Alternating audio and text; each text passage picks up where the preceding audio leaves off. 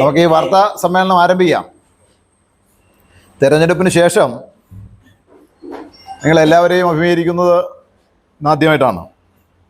എന്നോടൊപ്പം CPM area secretary സലീമുണ്ട്, ജില്ലാ പഞ്ചായത്ത് അംഗം PV രാജേഷുണ്ട്, ഗ്രാമപഞ്ചായത്ത് പ്രസിഡന്റ് ബാബുരാജുണ്ട്,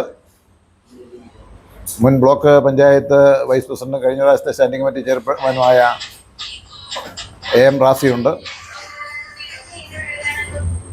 അപ്പോൾ ഞങ്ങൾക്ക് നിങ്ങളോട് ചില സത്യാവസ്ഥകൾ പറയാനുണ്ട്, നിങ്ങളിലൂടെ ജനങ്ങളെ അറിയിക്കുന്നതിന് വേണ്ടിയാണ്.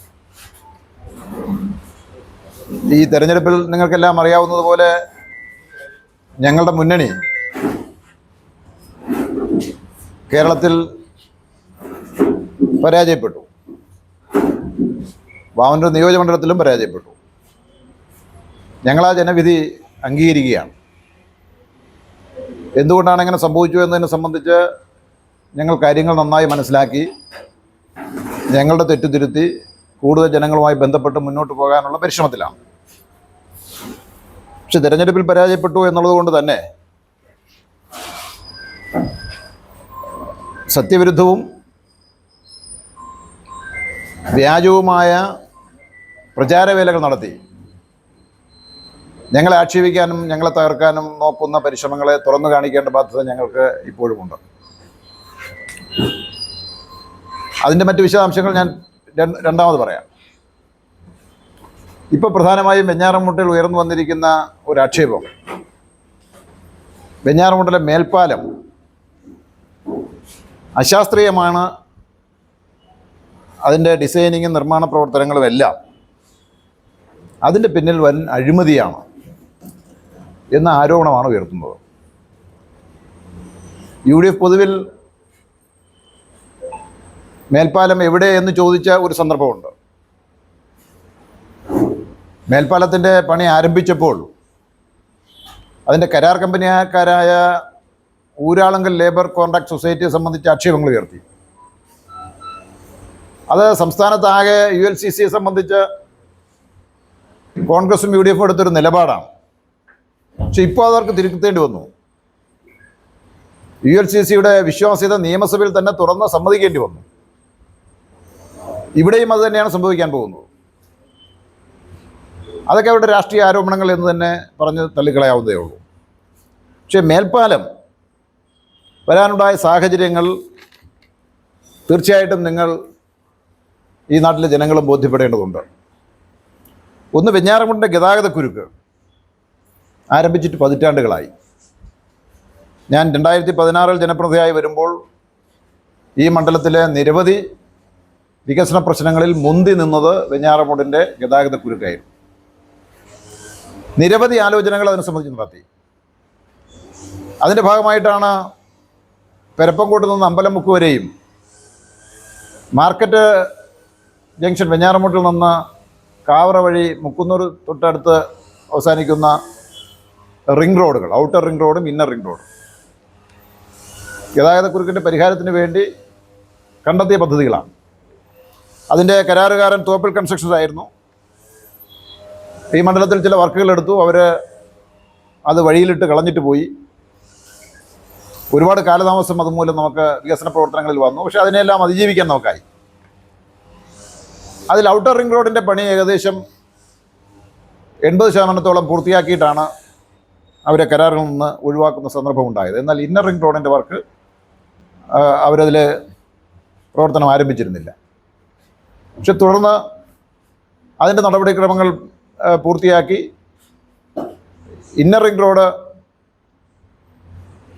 റീടെൻഡർ ചെയ്തു. അതിൻ്റെ ഭാഗമായി ഊരാളുങ്കൽ തന്നെ അതെടുത്തു. വളരെ പെട്ടെന്ന് തന്നെ 2 മാസ കാലാവധി കൊണ്ട് ആ ഇന്നർ റിംഗ് റോഡ് അവർ പൂർത്തിയാക്കി തരികയും ചെയ്തു. ഇന്നർ റിംഗ് റോഡിൻ്റെ ഭാഗമായി ഭൂമി ഏറ്റെടുക്കലുണ്ടായിരുന്നു, ലാൻഡ് അക്വിസിഷൻ ഉണ്ടായിരുന്നു. അതും വളരെ വേഗതയിലാണ്, ടെൻഡർ നടപടികൾ ആരംഭിച്ചതിന് ശേഷം വളരെ വേഗതയിലാണ് അതും പൂർത്തിയാക്കാൻ കഴിഞ്ഞത്. വെഞ്ഞാറമൂട്ടിൽ ഇന്നർ റിംഗ് റോഡ് യാഥാർത്ഥ്യമാവുകയും ചെയ്തു. ആദ്യമായി ഗതാഗതക്കുരുക്കിൻ്റെ പരിഹാരത്തിന് വേണ്ടി കണ്ടത് ഒരു ബൈപ്പാസാണ്. 2017 ബഡ്ജറ്റിൽ ബൈപ്പാസിന് വേണ്ടിയാണ് 25 കോടി രൂപ മാറ്റിവെച്ചത്. അത് ചെയ്യാൻ കാരണം അന്ന് നിലവിലുണ്ടായിരുന്ന നെല്ലനാട് പഞ്ചായത്ത് UDFൻ്റെ പഞ്ചായത്തായിരുന്നു. വാഗ്ദാനം ചെയ്തത് അതിനാവശ്യമായ ഭൂമി ഏറ്റെടുത്ത് നൽകാമെന്നതാണ്. പക്ഷേ അതിൻ്റെ പ്രവർത്തനങ്ങൾ ആരംഭിക്കുമ്പോൾ ഭൂമി ഏറ്റെടുക്കാനുള്ള നടപടിക്രമങ്ങൾ ആരംഭിച്ചില്ല എന്ന് മാത്രമല്ല, അതുമായി ബന്ധപ്പെട്ട് ചില ആക്ഷേപങ്ങളും കോടതിയിൽ പോകുന്ന അവസ്ഥയും ഉണ്ടായി. അത് വെറ്റ്ലാൻഡാണ്, അത് കൺവേർട്ട് ചെയ്യാൻ പറ്റില്ല എന്നുള്ള ആക്ഷേപങ്ങളെല്ലാം ഉയർന്നു. ആ സന്ദർഭത്തിൽ അതിൻ്റെ നടപടികളുമായി മുന്നോട്ട് പോയാൽ അത് യാഥാർത്ഥ്യമാകാൻ പ്രയാസമാണ് എന്ന് കണ്ടുകൊണ്ടാണ് തുടർന്ന് എന്ത് പരിഹാരം എന്നതിനെക്കുറിച്ച് ആലോചിക്കുമ്പോഴാണ് ഫ്ലൈ ഓവർ എന്ന ചിന്ത ഉയർന്നു വരുന്നത്. അതിൻ്റെ വിദഗ്ധരുമായിട്ടെല്ലാം കൂടി ആലോചിച്ച് നാറ്റ്പാക് ഉൾപ്പെടെയുള്ള ഏജൻസികളുമായി കൺസൾട്ട് ചെയ്ത് ഫ്ലൈ ഓവറിൻ്റെ പ്രൊപ്പോസൽ അങ്ങനെയാണ് തയ്യാറാക്കി 2016 നിലവിൽ വന്ന ഗവൺമെൻറ്റിൻ്റെ മുന്നിൽ തന്നെ സമർപ്പിച്ചത്. സമാന്തരപാതയ്ക്ക് അല്ലെങ്കിൽ ബൈപ്പാസിന് വേണ്ടി അനുവദിച്ച തുക അടുത്ത ബഡ്ജറ്റിൽ മേൽപ്പാലത്തിന് വേണ്ടി ഈ പഠനങ്ങളുടെ അടിസ്ഥാനത്തിൽ മാറ്റിത്തരാൻ ഗവൺമെൻറ് തയ്യാറാകുകയും ചെയ്തു. അങ്ങനെയാണ് മേൽപ്പാലത്തിൻ്റെ പ്രവർത്തനം ആരംഭിക്കുന്നത്. ഒരുപാട് പരിശോധനകളും പഠനങ്ങളും അതിൻ്റെ ഭാഗമായി വെഞ്ഞാറമൂട്ടിൽ നടന്നിട്ടുണ്ട്. പല വിദഗ്ധരുടെയും ഉപദേശങ്ങൾ തേടിയിട്ടുണ്ട്. അതിൻ്റെയൊക്കെ ഭാഗമായിട്ടാണ് അവസാനം മേൽപ്പാലത്തിൻ്റെ ഡിസൈനിങ് തയ്യാറാക്കിയത്. മേൽപ്പാലത്തിന് ഫണ്ട് അനുവദിക്കുന്നത് കിഫ്ബിയാണ് തീരുമാനിച്ചിരുന്നത്. അതിൻ്റെ ഇംപ്ലിമെൻറ്റിംഗ് ഏജൻസി എന്ന് പറയുന്നത് PWDയുടെ തന്നെ കേരള റോഡ് ഫണ്ട് ബോർഡാണ്, KRB ആണ്. അവരാണ് പ്രവർത്തനം എക്സിക്യൂട്ട് ചെയ്യാൻ വേണ്ടി ചുമതലപ്പെടുത്തിയിട്ടുള്ള ഏജൻസി. അതിൻ്റെ എല്ലാം ഉന്നത ഉദ്യോഗസ്ഥന്മാരുടെ എല്ലാം സാന്നിധ്യത്തിൽ നടത്തിയ ചർച്ചകളുടെയും തീരുമാനത്തിൻ്റെ അടിസ്ഥാനത്തിലാണ് അത് അന്തിമ തീരുമാനത്തിലേക്ക് എത്തിച്ചേർന്നത്. അത് പ്രവർത്തനം മുന്നോട്ട് കൊണ്ടുപോകുമ്പോൾ ഇവിടെ സംബന്ധിച്ചിടത്തോളം മേൽപ്പാലത്തിൻ്റെ നീളവും വീതിയും അതിനെക്കുറിച്ചൊക്കെ വലിയ ആക്ഷേപമുണ്ട്. ചിലർ പറയുന്നത് തെക്കാട് മുതൽ തണ്ടാമ്പൊയ്ക വരെയാണ് മേൽപ്പാലം വരേണ്ടിയിരുന്നത്. അങ്ങനെ അഭിപ്രായമുള്ളവരുണ്ട്. ഇപ്പോൾ പുതുതായി കേൾക്കുന്നൊരാക്ഷേപം ഈ വെഞ്ഞാറമൂട് CPM ഓഫീസിൻ്റെ മുന്നിൽ നിന്ന് പോലീസ് സ്റ്റേഷൻ വരെയാണ് അത് ആദ്യം ഡിസൈൻ ചെയ്തത്, DPR തയ്യാറാക്കിയത്. ഇതൊക്കെ ആരുടെയെങ്കിലും സ്വപ്നത്തിൽ വിടരുന്ന ഭാവനകളല്ലാതെ എന്തെങ്കിലും യാഥാർത്ഥ്യമുള്ളതാണോ? അങ്ങനെയാണെങ്കിൽ അങ്ങനെ ഒരു DPR ഉണ്ടെങ്കിൽ, അങ്ങനെ തയ്യാറാക്കിയിട്ടുണ്ടെങ്കിൽ, ഏതെങ്കിലും ഏജൻസി അങ്ങനെ ഒരു നിർദ്ദേശം വെച്ചിട്ടുണ്ടെങ്കിൽ അതിൻ്റെ തെളിവ് കൊണ്ടുവരട്ടെ. ഒരു പദ്ധതിയുടെയും DPR തയ്യാറാക്കുന്നത് ജനപ്രതികളല്ലല്ലോ, അതിൻ്റെ ബന്ധപ്പെട്ട ഉദ്യോഗസ്ഥന്മാരല്ലേ. എന്തുകൊണ്ട് വെഞ്ഞാറമൂട്ടിൽ മേൽപ്പാലം? അതൊരു പ്രധാനപ്പെട്ട ചോദ്യമാണ്. ഇപ്പോൾ ഈ നമ്മുടെ MC റോഡിൻ്റെ വൈഡനിങ്ങിന് വേണ്ടി 1500 കോടി രൂപ കിഫ്ബിയുടെ ഫണ്ട് ഉപയോഗിച്ച് പ്രഖ്യാപിച്ചിട്ടുണ്ട്. അതിന് ASമായി. ഇനി കിഫ്ബി നിലവിൽ വരുമോ ഇല്ലയോ അല്ലെങ്കിൽ തുടരുമോ എന്നൊന്നും നമുക്ക് ഇപ്പോൾ പറയാനാകില്ല. UDFൻ്റെ നിലപാട് കിഫ്ബിക്കെതിരായിരുന്നു. ഇപ്പോൾ ഗവൺമെൻറ് പ്രഖ്യാപിച്ചിട്ടുള്ളത് കിഫ്ബി പിരിച്ചുവിടില്ല, പുനഃക്രമീകരിക്കുമെന്നാണ്. എന്തും ആയിക്കൊള്ളട്ടെ, അത് വരാനിരിക്കുന്ന കാലത്താണ് തെളിയിക്കുന്നത്. അങ്ങനെ വരുമ്പോൾ ഈ റോഡ് വൈഡൻ ചെയ്യും. ഇപ്പോൾ ഒരു സംശയം വന്നിരിക്കുന്നത്, അങ്ങനെ MC റോഡ് വൈഡൻ ചെയ്താൽ പിന്നെ മേൽപ്പാലത്തിൻ്റെ ആവശ്യമുണ്ടാകും. യഥാർത്ഥത്തിൽ വെഞ്ഞാറമൂടിൻ്റെ ഗതാഗതക്കുരുക്ക് എന്തുകൊണ്ടാണ് ഉണ്ടാകുന്നത്? നിങ്ങൾ പരിശോധിച്ചാൽ മനസ്സിലാകും. അത് റോഡിൻ്റെ വീതി കുറവുകൊണ്ടല്ല, വിട്ടില്ലാത്തത് കൊണ്ടല്ല, മറിച്ച് വെഞ്ഞാറമൂട് ടൗണിൻ്റെ പ്രത്യേകതയാണ്. വെഞ്ഞാറമൂട് ടൗണിൽ കിഴക്കുവശത്തായി KSRTC ബസ് സ്റ്റാൻഡ്, ആറ്റിങ്ങൽ റോഡും കിഴക്കേ റോഡും MC റോഡിൽ വന്ന് ചേർന്ന് തൊട്ട് എതിർവശത്തുകൂടെ അല്ല പോകുന്നത്, കുറച്ച് മാറിയാണ് പോകുന്നത്. ബസ് സ്റ്റാൻഡിലേക്ക് കയറി ഇറങ്ങുന്ന വാഹനങ്ങളും ആറ്റിങ്ങൽ റോഡിൽ നിന്ന് വന്ന് തിരിഞ്ഞു പോകുന്ന വാഹനങ്ങളും നിയന്ത്രിക്കാൻ ട്രാഫിക് സിഗ്നൽ ഉപയോഗിച്ച് കഴിയാത്ത അവസ്ഥയാണ് വെഞ്ഞാറമൂടുള്ളത്. എത്രയോ കാലമായി നമ്മുടെ അനുഭവമാണ്, നിങ്ങൾ പരിശോധിച്ച് നോക്ക്. അല്ലാതെ വെഞ്ഞാറമൂടിൻ്റെ ജംഗ്ഷനിലെ റോഡിന് വീതി കുറഞ്ഞതുകൊണ്ടല്ല ഈ ഗതാഗതക്കുരുക്ക്. KSRTC ബസ് ഇറങ്ങുമ്പോഴും തിരിച്ചു കയറുമ്പോഴും ഒക്കെ വരുന്ന ബ്ലോക്കാണ് എപ്പോഴും ഈ ഗതാഗതക്കുരുക്ക് വർദ്ധിച്ചുകൊണ്ടേയിരിക്കുന്നത്. അതിന് പകരം സംവിധാനം എന്ന നിലയിൽ നമ്മൾ ഒരു ഔട്ടർ റിംഗ് റോഡ് പൂർത്തിയാക്കി. പക്ഷെ അതുകൊണ്ടൊന്നും ഇവിടുത്തെ ഗതാഗതക്കുരുക്കിന് യാതൊരു പരിഹാരവും കാണാൻ പറ്റിയിട്ടില്ല. അതുകൊണ്ടാണ് വെഞ്ഞാറമൂട് ടച്ച് ചെയ്യാതെ പോകേണ്ടുന്ന വാഹനങ്ങൾക്കാകെ മേൽപ്പാലത്തിലൂടെ കടന്നു പോകാവുന്ന, അതായത് ടൗൺ മാത്രം കടന്നു പോകാം, ടൗൺ മാത്രം കടന്നു പോയാൽ ഗതാഗതക്കുരുക്ക് അവസാനിക്കും. ആ രൂപത്തിൽ ഇതിൻ്റെ ടെറൈനെല്ലാം മനസ്സിലാക്കിക്കൊണ്ട് അങ്ങനെ ഒരു ഡിസൈനും DPRും തയ്യാറാക്കിയത്. തയ്യാറാക്കുമ്പോൾ തന്നെ ആദ്യം KRBയുടെ പ്രപ്പോസൽ എന്ന് പറയുന്നത് ഇതിൻ്റെ എൻട്രൻസ് കുറച്ചുകൂടി വീതി കിട്ടിയാൽ മാത്രമേ സർവീസ് റോഡ് 4 മീറ്റർ സർവീസ് റോഡും 1.5 മീറ്റർ ഫുട്പാത്തും കിട്ടുകയുള്ളൂ. അതിനാവശ്യമായ പ്രപ്പോസൽ അവർ തയ്യാറാക്കി. അന്ന് അവർ തയ്യാറാക്കിയ പ്രപ്പോസൽ 15 കോടിയാണ്. ഫണ്ട് അനുവദിക്കേണ്ട കിഫ്ബിക്ക് സമർപ്പിച്ചപ്പോൾ കിഫ്ബിയുടെ ഉദ്യോഗസ്ഥന്മാർ, ഉന്നത ഉദ്യോഗസ്ഥന്മാർ ഇവിടെ വന്ന് പരിശോധന നടത്തി. ഫിനാൻസ് ഡിപ്പാർട്ട്മെൻറ്റിൻ്റെ CT ചീഫ് ടെക്നീഷ്യൻ, അദ്ദേഹമാണ് അവസാന അപ്രൂവൽ കൊടുക്കേണ്ടത്. അദ്ദേഹം ഇവിടെ വെഞ്ഞാറമൂട്ടിൽ വന്ന് ഈ പരിശോധന നടത്തി. പക്ഷെ അവരാണ് ആ പ്രപ്പോസലിനെ മറികടന്നുകൊണ്ട് ഇത് പോരാ, ദേശീയപാത വികസനം വരുമ്പോഴും ഈ റോഡ് വികസിച്ച് വരുന്നതാണ്, അതുകൊണ്ട് തന്നെ ഇപ്പോൾ 6 മീറ്റർ സർവീസ് റോഡും 1.5 മീറ്റർ ഫുട്പാത്തും എന്ന നിലയിൽ ഈ റോഡിന് അക്വിസിഷൻ വേണം. അത് ഫണ്ട് കിഫ്ബി അനുവദിക്കാൻ തത്വത്തിൽ അംഗീകരിക്കുകയും ചെയ്തു. അതിൻ്റെ ഭാഗമായിട്ടാണ് എസ്റ്റിമേറ്റ് റിവൈസ് ചെയ്തുകൊണ്ട്, അതായത് ഇപ്പോൾ അനുവദിക്കപ്പെട്ട തുക ഉൾപ്പെടെ എസ്റ്റിമേറ്റ് റിവൈസ് ചെയ്തുകൊണ്ട് ഒരു പ്രപ്പോസൽ KRBയോട് തയ്യാറാക്കാൻ കിഫ്ബി ആവശ്യപ്പെട്ടു. അതിൻ്റെ അന്തിമ രൂപം കത്ത് മുഖാന്തരം 17/3/2025 KRBയുടെ പ്രോജക്റ്റ് ഡയറക്ടർ പൊതുമരാമത്ത് വകുപ്പ് സെക്രട്ടറിക്ക് കത്തെഴുതുകയുണ്ടായി. അത് ഈ ഘട്ടത്തിൽ തന്നെ താഴെത്തട്ടിലുള്ള പരിശോധനകൾ നടത്തി ഫിനാൻസിൻ്റെ അംഗീകാരം വാങ്ങി, PWDയുടെ അംഗീകാരം വാങ്ങി ഇന്ന് ഗവൺമെൻറ്റിൻ്റെ പരിഗണനയിലിരിക്കുകയാണ്, ഫിനാൻസ് സെക്രട്ടറിയുടെ പരിഗണനയിലിരിക്കുകയാണ്. അതിൻ്റെ നാൾ വഴികൾ എൻ്റെ കയ്യിലുണ്ട്. ഇപ്പോൾ 4/6/2026 മുതൽ ഫിനാൻസിൻ്റെ സെക്രട്ടറി ആയ പാട്ടീൽ അജിത് ഭഗത് റാവു IASൻ്റെ മേശപ്പുറത്ത് ആ ഫയലുണ്ട്. യഥാർത്ഥത്തിൽ ഈ ഫയലുകൾ നീങ്ങി ഫിനാൻസ് സെക്രട്ടറിയുടെ മേശപ്പുറത്ത് എത്തുമ്പോഴേക്കും നിർഭാഗ്യവശാൽ ഇലക്ഷൻ ഡിക്ലെയർ ചെയ്തു, പെരുമാറ്റച്ചട്ടം വന്നു. അദ്ദേഹം ഫയലിൽ നോട്ട് ചെയ്തത് കൺസിഡർ ഇറ്റ് ആഫ്റ്റർ MCC എന്നാണ്. ഇത് പെരുമാറ്റച്ചട്ടങ്ങൾക്ക് ശേഷം പരിഗണിക്കണമെന്നാണ്. ഈ ഫയൽ അവിടെ ഉണ്ട്. അപ്പോൾ ഇതുൾപ്പെടെയാണ് മേൽപ്പാലത്തിൻ്റെ എസ്റ്റിമേറ്റും ഡിസൈൻ എന്ന് പറയുന്നത്. അതായത് കിഫ്ബിയുടെ അനുമതിയോട് കൂടി 107.62 കോടി രൂപയാണ് ഇതിന് കിഫ്ബി നൽകാം എന്ന് സമ്മതിച്ചിട്ടുള്ളത്. അതിലോരോ പ്രവർത്തനങ്ങളെ സംബന്ധിച്ചും വ്യക്തമായി പറഞ്ഞിട്ടുണ്ട്. ഇതിന് സിവിൽ വർക്ക് ഇപ്പോൾ ULCയുമായി കരാറായിട്ടുള്ള സിവിൽ വർക്ക് 27,96,62,590 രൂപയാണ്. യൂട്ടിലിറ്റി ഷിഫ്റ്റിംഗ് വേണം, അതായത് ഇലക്ട്രിസിറ്റി ലൈൻ പ്ലാൻ ചെയ്തിരിക്കുന്നത് അണ്ടർഗ്രൗണ്ട് ഇലക്ട്രിക് ലൈനാണ്. അണ്ടർഗ്രൗണ്ട് പോയി ഇതിൻ്റെ പാലത്തിൻ്റെ ഇരുവശവും സ്ട്രീറ്റ് ലൈറ്റുകൾ സ്ഥാപിച്ചുകൊണ്ടും കണക്ഷൻ, ഹൗസ് കണക്ഷനും മറ്റ് ഷോപ്പുകൾക്കുള്ള കണക്ഷനും അണ്ടർഗ്രൗണ്ടിൽ തന്നെ ചെറിയ ബോക്സുകൾ വെച്ച് അതിൽ നിന്ന് കണക്ട് ചെയ്യത്തക്ക രൂപത്തിലുള്ള ഏറ്റവും പുതിയ മെത്തേഡ് അനുസരിച്ചുള്ള ഒരു യൂട്ടിലിറ്റി ഷിഫ്റ്റിംഗ് ആണ് ഇലക്ട്രിസിറ്റി ബോർഡ് വിഭാവനം ചെയ്തിട്ടുള്ളത്. അതിനുവേണ്ടി 1,96,00,000 രൂപ, അതിലിപ്പോൾ തന്നെ 15 ലക്ഷം രൂപ ആൾറെഡി അനുവദിച്ചിട്ടുണ്ട് അത്യാവശ്യം ചില പോസ്റ്റുകൾ മാറ്റുന്നതിന് വേണ്ടി. വാട്ടർ അതോറിറ്റിയുടെ ഷിഫ്റ്റിങ്ങിന് വേണ്ടി 67,06,000 രൂപ.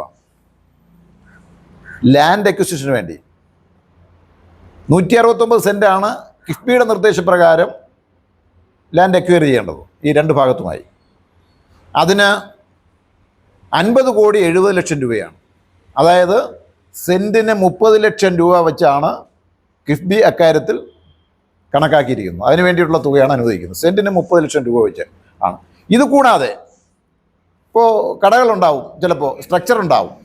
ആ സ്ട്രക്ചർ വാല്യുവേഷനും 21,30,00,000 രൂപയാണ് അതിൽ കണ്ടെത്തിയിരിക്കുന്നത്.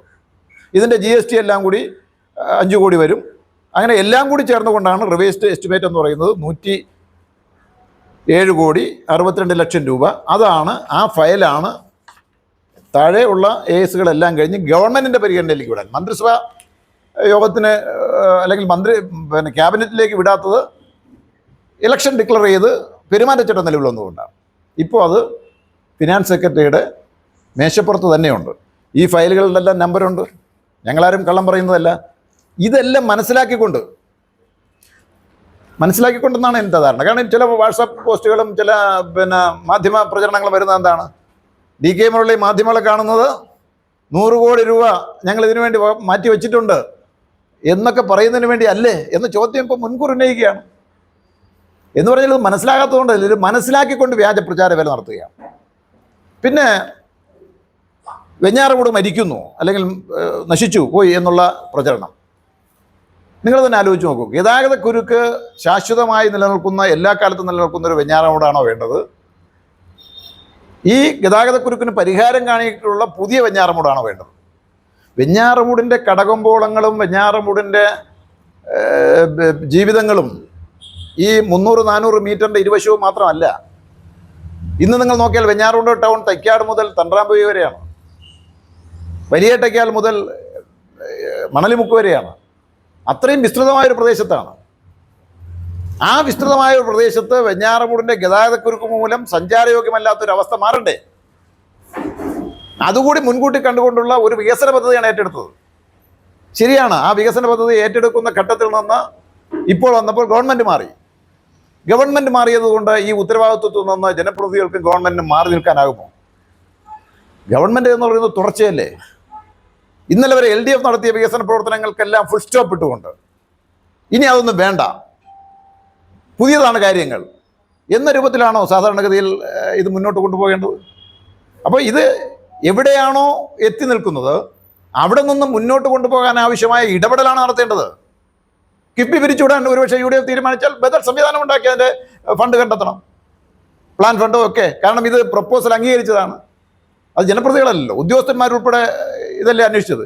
ഇനി അശാസ്ത്രീയമാണ് എന്നതിൽ ഉറച്ചു നിൽക്കുകയാണെങ്കിൽ, അശാസ്ത്രീയമായി ഡിസൈൻ തയ്യാറാക്കിയ, അശാസ്ത്രീയമായി ഈ പ്രപ്പോസൽ തയ്യാറാക്കിയ ഉദ്യോഗസ്ഥന്മാർക്കെതിരെ നടപടിയെടുക്കാനും നടപടി ശുപാർശ ചെയ്യാനും ഇവർ തയ്യാറാകുമോ? അതാണ് ചോദിക്കാനുള്ളത്. അങ്ങനെ ചെയ്യണ്ടേ? ഒരു നഗരത്തെ, ഒരു പട്ടണത്തെ മുച്ചൂട് നശിപ്പിക്കാൻ വേണ്ടിയിട്ടുള്ള ഒരു സ്ട്രക്ചറും എസ്റ്റിമേറ്റുമായി കുറേ ഉദ്യോഗസ്ഥന്മാർ രംഗത്ത് വന്നിട്ടുണ്ടെങ്കിൽ, രാഷ്ട്രീയ പ്രേരണ ഉണ്ടെങ്കിൽ ആ പ്രേരണയ്ക്ക് വിധേയമായി രംഗത്ത് വന്നിട്ടുണ്ടെങ്കിൽ അവർക്കെതിരെ നടപടി വേണ്ടേ? അതിന് ശുപാർശ ചെയ്യുന്നുണ്ടോ? ഇപ്പം ഇതെല്ലാം തന്നെ ഇവിടെ ചിലർ മുൻകൂട്ടി കണ്ടതുപോലെ വരാൻ പോകുന്ന ഉത്തരവാദിത്വങ്ങളിൽ നിന്നുള്ള ഒളിച്ചോട്ടമായിട്ട് മാത്രമേ കണക്കാക്കാൻ പറ്റൂ. ഞാൻ തെരഞ്ഞെടുപ്പിൻ്റെ റിസൾട്ട് വരുന്നതിന് തൊട്ട് മുമ്പ് ഒരുപക്ഷെ ആദ്യമായി ഞാനായിരിക്കും നിലവിലുള്ള MLA നേരിട്ട് അഭിനന്ദിച്ച ഒരാൾ എന്ന് എനിക്ക് തോന്നുന്നു. ഏകദേശം തെരഞ്ഞെടുപ്പ് റിസൾട്ട് വന്നില്ല, പ്രഖ്യാപിച്ചില്ല, പക്ഷേ UDFൻ്റെ സ്ഥാനാർത്ഥി ജയിക്കുമെന്ന് ഏകദേശം എനിക്കുറപ്പായി. ആ സന്ദർഭത്തിൽ എൻ്റെ മണ്ഡലം സെക്രട്ടറി എൻ്റെ ചീഫ് ഇലക്ഷൻ ഏജൻ്റായിട്ട് തെരഞ്ഞെടുപ്പ് ഹാളിലുണ്ട്. അദ്ദേഹത്തിന് ഫോൺ ചെയ്ത് ഞാൻ ശ്രീ സുധീർ ഷായെ വിളിച്ച് അഭിനന്ദിക്കുക മാത്രമല്ല ഭാവി പ്രവർത്തനങ്ങൾ പിന്തുണയും കൊടുത്തു. ഇന്നും എൻ്റെ നിലപാടതാണ്. കാരണം നാടിൻ്റെ വികസനത്തിന് ഏതു ജനപ്രതിനിധി മുന്നിട്ടിറങ്ങിയാലും അതിനെ പിന്തുണയ്ക്കുക എന്നുള്ളൊരു സമീപനമാണ് പൊതുവെ LDFനുള്ളത്. എനിക്ക് വ്യക്തിപരമായുള്ളതും ആ സമീപനമാണ്. അതുകൊണ്ട് തന്നെ പുതിയ ജനപ്രതിനിധി കാര്യങ്ങൾ മനസ്സിലാക്കി വരാനുള്ള സമയമെടുക്കും. അതിൻ്റെ പ്രവർത്തനങ്ങൾ തുടങ്ങി വരാൻ ഒരു സമയം നമ്മൾ കൊടുക്കേണ്ടി വരും. അതുകൊണ്ട് തന്നെ അതിലൊന്നും തന്നെ യാതൊരു തരത്തിലുള്ള പ്രകോപനമോ പ്രതിഷേധമോ ആരോപണങ്ങളോ ഉന്നയിക്കാതെ മുന്നോട്ട് പോകുന്നൊരു സമീപനമാണ് നമ്മളെടുത്തത്. പക്ഷേ അതിൻ്റെ പേരിൽ വ്യാജപ്രചരണവുമായി രംഗത്ത് വന്നാൽ, വസ്തുതാവിരുദ്ധമായ നിലപാടുകൾ പറഞ്ഞാൽ സ്വാഭാവികമായിട്ടും അതിനോട് പ്രതികരിക്കാതിരിക്കാൻ നിവൃത്തിയില്ല. ജനങ്ങൾക്കത് മനസ്സിലാക്കണമല്ലോ. പിന്നെ കുറച്ച് എതിർപ്പും പ്രതിഷേധവുമൊക്കെ വ്യാപാരികൾക്കുണ്ട് എന്നുള്ളത്. വ്യാപാരികളെ വഞ്ചിച്ചു എന്നാണ് പറയുന്നത്. എങ്ങനെയാണ് വഞ്ചിക്കുക? ഞാൻ ചോദിക്കട്ടെ, ഒരു പദ്ധതി അത് സ്വകാര്യമായി നടത്താൻ കഴിയുന്നതാണോ? ഇവിടുത്തെ ഓരോ ഘട്ടത്തിലും ഇതിൻ്റെ പ്രവർത്തനോദ്ഘാടന വേളയിൽ, അതുപോലെ തന്നെ ഇതിൻ്റെ ആലോചനാ യോഗങ്ങൾ മിക്കവാറുമൊക്കെ നടത്തിയത് നിങ്ങൾ പത്രപ്രതിനിധികൾക്കും അറിയാവുന്നതാണ്. നെല്ലനാട് പഞ്ചായത്ത് ഓഫീസിൽ വെച്ചാണ്. നെല്ലനാട് പഞ്ചായത്ത് ഓഫീസിൽ അന്ന് ഭരണം നടത്തുന്നത് UDF ആണ്. പഞ്ചായത്ത് പ്രസിഡന്റെയും ജനപ്രതിനിധികളുടെയും മിക്ക രാഷ്ട്രീയ പാർട്ടി പ്രതിനിധികളെയും ക്ഷണിച്ചുകൊണ്ടാണ് അതെല്ലാം നടത്തിയിട്ടുള്ളത്. എല്ലാവരും വന്നിട്ടില്ല. അവസാനത്തെ ഈ ഉദ്ഘാടനത്തിൻ്റെ സ്വാഗതസംഘ യോഗം വിളിക്കുമ്പോൾ ഞാൻ മാത്രമല്ല, ഇതിൻ്റെ ബന്ധപ്പെട്ട എഞ്ചിനീയർമാർ ഉൾപ്പെടെയാണ് ആ സ്വാഗതസംഘ യോഗത്തിൽ പങ്കെടുത്തത്. പ്രമുഖരായ കോൺഗ്രസിൻ്റെ നേതാക്കന്മാരുണ്ടായിരുന്നു. ചില ആളുകൾ വന്നില്ല. വരാത്തതുകൊണ്ട് ഞങ്ങളോട് ആരും ആലോചിച്ചില്ല എന്ന നിലയിലാണ് അവർ അത് പറയുന്നത്. നിങ്ങളൊന്ന് ആലോചിക്കും. ഇപ്പോൾ നിലവിൽ MLA വന്നതിന് ശേഷം പഞ്ചായത്ത് ഓഫീസിൽ വെച്ച് ഒരു ആലോചന യോഗം വിളിച്ചല്ലോ. ഈ മേൽപ്പാലത്തിൻ്റെ കാര്യങ്ങൾ പരിശോധിക്കാനും ട്രാഫിക് നിയന്ത്രിക്കാനും ഒക്കെ. നല്ല കാര്യമാണത്. അതിൽ വെച്ച് കുറേ നല്ല തീരുമാനങ്ങളും എടുത്തിട്ടുണ്ട്. ഞങ്ങളുടെ പാർട്ടിയുടെ പ്രതിനിധികൾ പോയിട്ടുണ്ട്, LDFൻ്റെ പ്രതിനിധികൾ പോയിട്ടുണ്ട്, പഞ്ചായത്ത് പ്രസിഡന്റ് അതിന് എല്ലാ പിന്തുണയും കൊടുത്തിട്ടുണ്ട്. ഈ ക്ഷണിച്ചില്ല എന്നൊക്കെ പറയുന്ന ആളെ, ഞാൻ കഴിഞ്ഞ 10 വർഷക്കാലം MLA അല്ലേ, എൻ്റെ പീരീഡിലല്ലേ ഈ മേൽപ്പാലം ഇവിടെ യാഥാർത്ഥ്യം ആയത്, ഇവിടെ കൊണ്ടുവന്നത്. സ്വാഭാവികമായിട്ട് അതിൻ്റെ കുറേ അനുഭവങ്ങൾ എനിക്കുണ്ടാവില്ല. എന്നെ കൂടെ വിളിക്കണ്ടേ, എന്നെ അറിയിക്കണ്ടേ, എന്നോടൊന്ന് ചോദിക്കണ്ടേ. എനിക്ക് പരാതിയൊന്നുമില്ല കേട്ടോ. എന്നെ വിളിച്ചില്ല എന്നുള്ള കാരണം കൊണ്ട് എൻ്റെ പാർട്ടിയുടെ പ്രതിനിധികൾ ആരും പങ്കെടുക്കാതെ ഇരുന്നില്ല. അവിടുത്തെ എടുത്ത തീരുമാനങ്ങളെ ഞാൻ സ്വാഗതം ചെയ്യാം. ഇപ്പോൾ റിംഗ് റോഡിന് 2 കോടി രൂപ ബഡ്ജറ്റിൽ അനുവദിച്ചിട്ടുണ്ട് എന്ന് പറയുന്നു. യഥാർത്ഥത്തിൽ നല്ല കാര്യമാണ്. അത് ഈ ഗതാഗതക്കുരുക്ക് പരിഹരിക്കുന്നതിനാവശ്യമായ സമയബന്ധിതമായി ഏത് റോഡിനെ ഉദ്ദേശിച്ചാണ് ആ ഫണ്ടെന്നൊന്നും എനിക്കിപ്പോൾ അറിയില്ല. അത് യഥാർത്ഥത്തിൽ ശരിയായ നിലയിൽ അത് വിനിയോഗിക്കുകയാണെങ്കിൽ നമുക്ക് ഈ പണി മുമ്പോട്ട് കൊണ്ടുപോകാൻ സഹായകമാകും. ഇവിടെ 2 കാര്യങ്ങൾ പുതിയ ഗവൺമെൻറ് ചെയ്യാം. ഒന്ന്, നിർദ്ദേശിച്ചതുപോലെ തന്നെ വെഞ്ഞാറമൂടിൻ്റെ എല്ലാ സൗകര്യങ്ങളുമുള്ള സർവീസ് റോഡ് പൂർത്തിയാക്കുന്നതിന് വേണ്ടി ഇപ്പം നിർദ്ദേശിക്കപ്പെട്ട് ഗവൺമെൻറ്റിൻ്റെ പക്കലുള്ള പ്രപ്പോസൽ അംഗീകരിച്ച് മുന്നോട്ട് കൊണ്ടുപോകാം. ഇതല്ല, അടിയന്തരമായി ഫസ്റ്റ് ഫേസ് എന്ന നിലയിൽ 15 കോടി രൂപ അനുവദിച്ചാൽ, അത് KRFBയുടെ ഉദ്യോഗസ്ഥന്മാരോട് ചോദിച്ചാൽ അവർ ഡീറ്റെയിൽ ആയിട്ട് കാര്യങ്ങൾ പറഞ്ഞു കൊടുക്കും. അനുവദിച്ചാൽ ഈ എൻട്രൻസും അതുപോലെ തന്നെ 4 മീറ്റർ വീതിയിൽ എല്ലായിടത്തും സർവീസ് റോഡ് എത്തത്തക്ക നിലയിലും 1.5 മീറ്റർ വീതിയിൽ ഫുട്പാത്ത് വരുന്ന രൂപത്തിലും നമുക്ക് ആ റോഡ് പൂർത്തിയാക്കാൻ പറ്റും. ഇതെല്ലാം പൂർത്തിയാക്കി ഇതിൻ്റെ കൂടെ തന്നെ പൂർത്തിയാക്കാൻ പറ്റും. ഇപ്പോൾ മറുപടി പറയുമ്പോൾ അദ്ദേഹം ഒരു സബ്മിഷൻ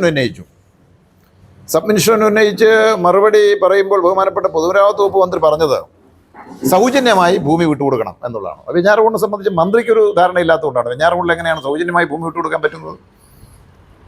അതൊരു പുതിയ റോഡ് ഗ്രാമപ്രദേശങ്ങളിൽ പോകുന്ന പോലെ അല്ലല്ലോ. സൗജന്യമായി ഭൂമി എടുത്തുകൊണ്ടാണ് നമ്മൾ പാലാങ്കോണം അമ്പലമുക്ക് റോഡ് പൂർത്തീകരിച്ചത്, 10 മീറ്റർ വീതി കിട്ടത്തക്ക നിലയിൽ.